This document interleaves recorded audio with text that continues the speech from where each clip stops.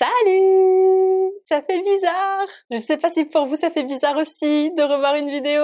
Ah! On va commencer par les banalités. J'espère que vous allez bien depuis le temps. Aujourd'hui, ça va être une vidéo où je vais un petit peu vous raconter ma life, même beaucoup vous raconter ma life, donc si c'est pas un sujet qui vous intéresse trop, si ça vous botte pas trop finalement de savoir ce qui s'est passé pour moi durant cette année qui fait que j'ai déserté les réseaux sociaux, et je vous invite à quitter cette vidéo et peut-être avoir d'autres vidéos sur ma chaîne, ou pas, c'est comme vous voulez.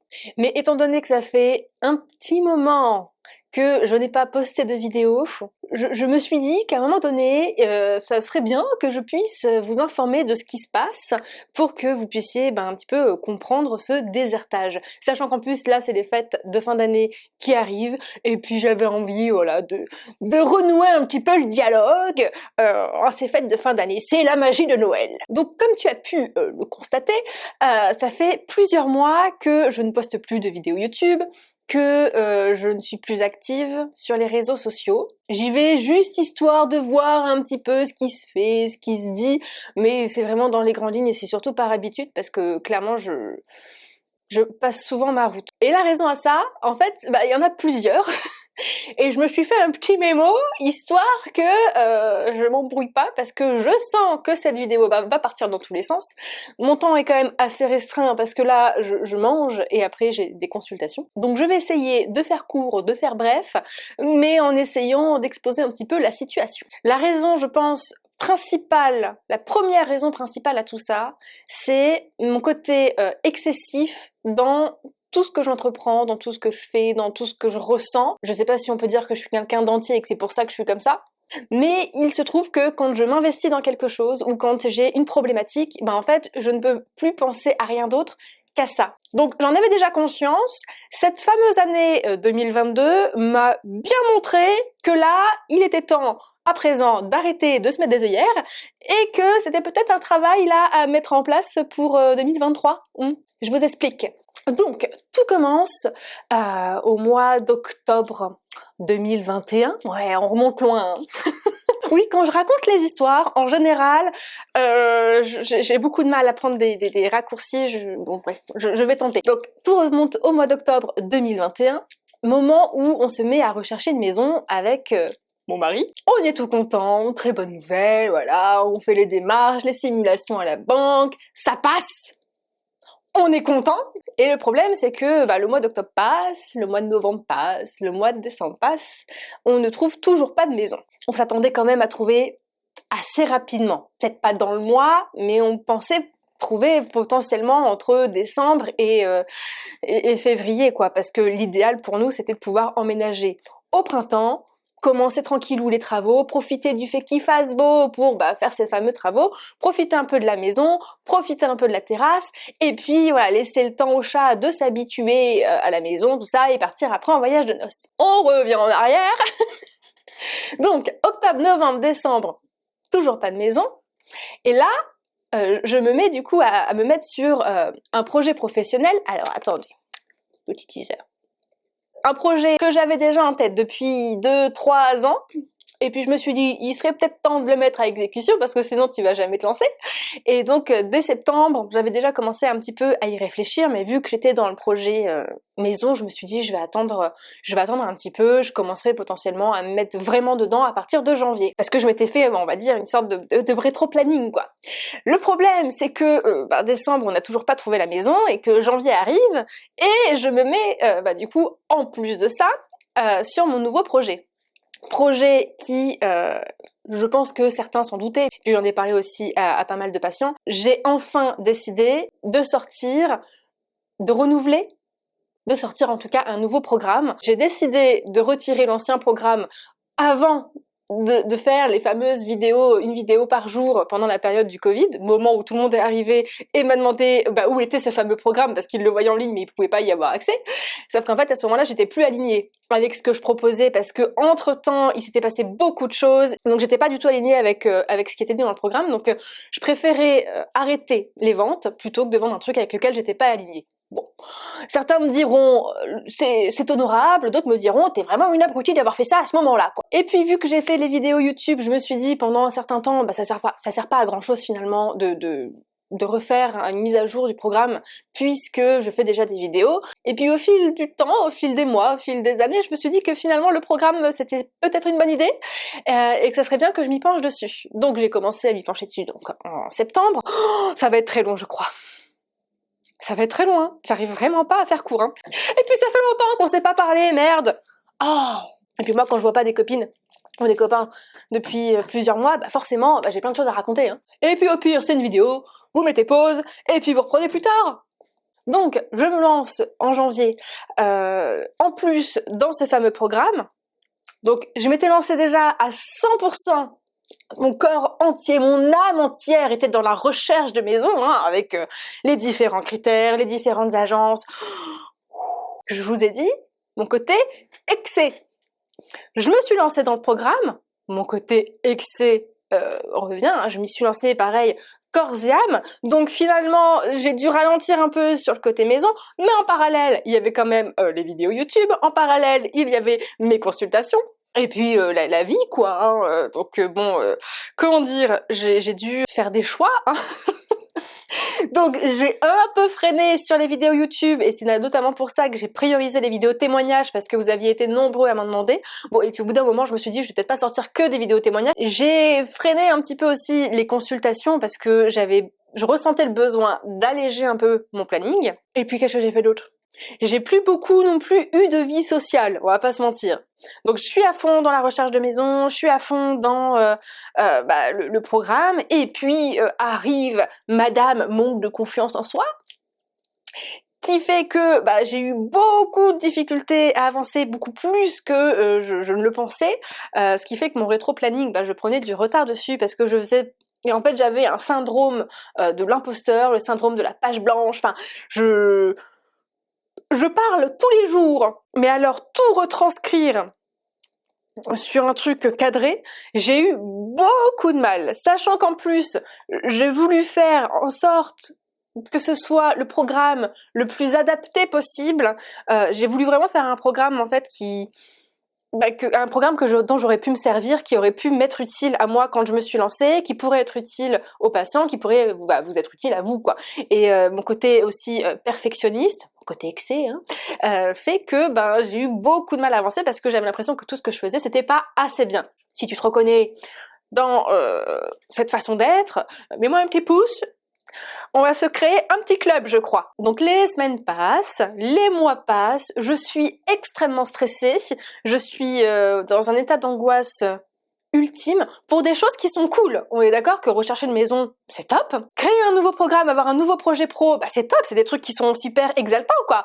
Sauf que, voilà, mon stress chronique, mes angoisses, mon manque de confiance en moi, tout ça, mon excessivité, ça se dit ? Mon excès, Et du coup tout ça fait que ça fait un bon mélange d'émotions que mon petit cœur tout fragile a eu du mal à gérer. On arrive donc au mois de mars où là je commence à atteindre un certain stade de saturation. Clairement je suis pas très bien niveau émotionnel, je m'en rends compte bien évidemment, donc j'essaye de freiner un petit peu sur les plans où je peux freiner. Bon, j'ai du mal à y arriver. Donc, comment dire qu'à un moment donné, j'ai eu besoin d'un petit coup de pouce, j'ai été voir mon médecin et j'ai été en arrêt pendant 1 mois et demi pour surmenage. C'est pile poil à ce moment-là que j'ai totalement arrêté en fait les vidéos YouTube, que j'ai totalement... Instagram, j'ai un peu de mal, hein, c'est un peu en dents de scie ma visibilité sur Instagram, mais j'ai totalement décidé d'arrêter tous les réseaux sociaux parce que je voulais me concentrer sur mes priorités. En fait, j'ai refait un travail sur ma gestion des priorités parce que là, je me sentais vraiment dépassée par les événements. On ne trouvait toujours pas de maison, bien entendu, donc le stress commençait à grimper parce que le voyage de noces approchait et du coup, forcément, il faut 3 mois à peu près le temps de signer tout ça, donc comment dire que là on était en pleine période décisive quoi. Plus le programme où normalement j'aurais dû être sur la fin, on va dire de l'écriture quoi, de l'ébauche. J'en étais à 1/4.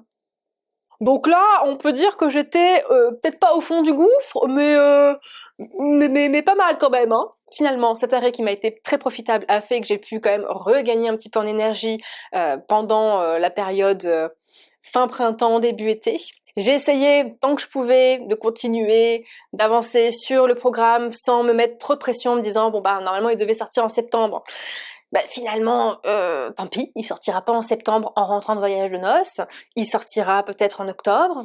Et puis bon, forcément, plus les semaines passent, plus je me suis dit, il sortira probablement en décembre. Voilà, étant donné que là la vidéo sort en décembre, vous vous doutez bien que il y a des choses qui ont été revues aussi entre-temps.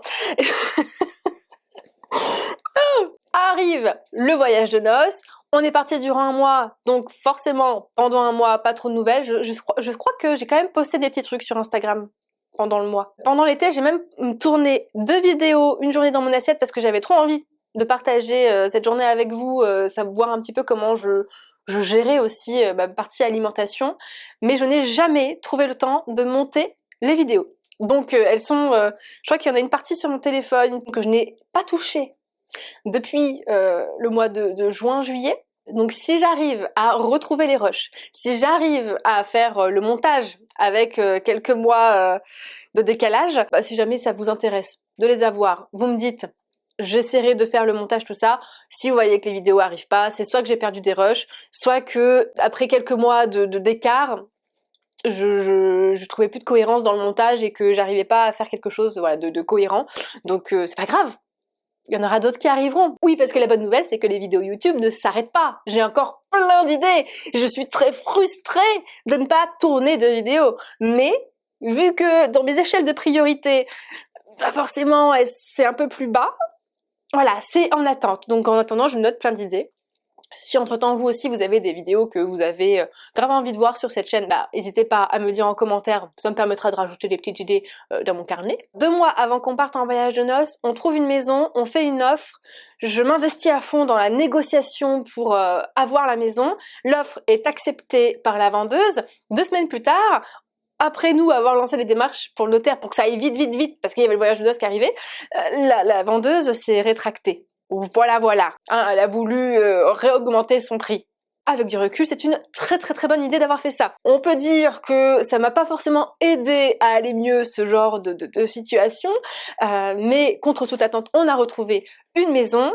Le problème, c'est que au moment de signer la promesse de vente, on a dû annoncer qu'on partait pendant 1 mois à l'étranger et en fait, tout allait se passer pendant le voyage de noces, donc le moment où t'es à l'autre bout du monde, sur une île, et où tu sais pas trop comment ça va se passer niveau connexion, internet, tout ça, quoi. Ah, ma vie, elle est palpitante. Et bien vous vous doutez bien, hein, pour ceux là qui sont à la recherche d'une maison, je pense qu'on passe beaucoup par la même étape, c'est qu'au moment de retourner à la banque pour refaire une simulation, pour la donner du coup au notaire, là en fait on se rend compte que les taux ont monté. Et en fait, ça passe plus. Oh, nous avons encore vécu donc 2 semaines de pure angoisse parce que là, il fallait qu'on monte le dossier et on partait peut-être 2 ou 3 semaines après en voyage de noces. Je crois que c'était 2 semaines après. Donc, on a dû en urgence faire appel à un courtier qui a été exceptionnel parce qu'il a réussi. Voilà, en jouant sur certains trucs, il a réussi finalement à nous faire passer le crédit, ce qui était plutôt une bonne nouvelle. Donc du coup, signature, tout ça, pendant le voyage de noces. Donc il a fallu qu'on se débrouille pour trouver une connexion, tout ça. Et puis, on revient du voyage de noces, 12 heures de décalage horaire. Pour l'arrivée dans le voyage de noces, ça s'est plutôt bien passé. Le retour a été extrêmement compliqué. Je crois que je me couchais, il était 19h. Je me réveillais, il était entre 3h et 5h du matin. Donc pour certains, la routine. Pour moi, qui me lève habituellement entre 8 et 9h, parce que derrière j'enchaîne toute la journée jusqu'à 19-20h, c'était chaud patate. J'ai eu pendant 1 mois une routine de sommeil, une routine de vie totalement what the fuck. J'étais dans un état lamentable. Donc là pareil, j'ai dû remettre quelques petites choses en place parce qu'en plus j'étais à fond dans le programme aussi parce que du coup j'ai vu que le programme prenait encore du retard du fait que j'étais fatiguée, tout ça, ça prenait encore plus de retard. Et dans le même temps, il fallait programmer le déménagement parce que du coup forcément il y a eu cette histoire de maison où tout a été accepté et en rentrant de voyage de noces, il fallait préparer les cartons. Et ensuite, prévoir le déménagement. Donc 1 mois de préparage de carton et de renouvelage de rythme. Ça fait quoi ça? Ça fait mi-octobre. Plus après le moment où on signe la maison, on récupère les clés, on arrive dans la maison et puis là, on se rend compte qu'en fait, il va y avoir plus de travaux à faire que ce qu'on pensait. Parce que forcément, quand une maison est vide, tu vois les petits défauts que tu vois pas quand c'est meublé. Donc là, forcément, des travaux qui devaient prendre normalement un week-end nous a pris 4 gros week-ends. Donc on a mis 1 mois à être à fond sur la maison. J'ai passé, je crois, une semaine à faire que des allers-retours pour moi avancer sur la maison parce que mon planning était plus allégé que Julien. Donc moi j'ai vachement avancé sur tout ce qui était peinture, tout ça. C'était pas des énormes travaux, c'est juste des petits trucs qui sont un peu chiants et qu'on voulait terminer avant d'emménager. Bon, on a terminé une bonne partie, mais on n'a pas totalement terminé. Ce qui fait que là, à l'heure actuelle, encore 1 mois après, on est toujours en train de dormir dans le salon. Mais bon, c'est pas très dérangeant. Voilà.